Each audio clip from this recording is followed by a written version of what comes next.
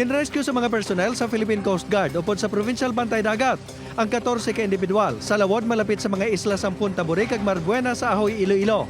Ini matapos makabaton sang report ang CGSS Ahoy na tuhoy sa isa ka motor bangka nga nalangan.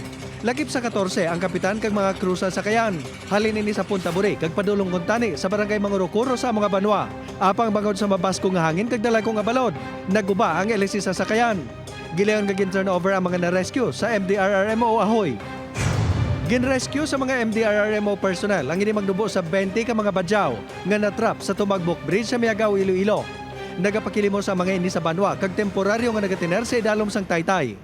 Nagpangayo ang mga ini sang bulig matapos magtaas ang level sang tubig sa suba. Nakuryente ang 34 anyos nga lalaki nga ginkilala kay alias Jerry matapos magpanglimpyo sang dahon sa ilatop sa Sibalo, Mantique.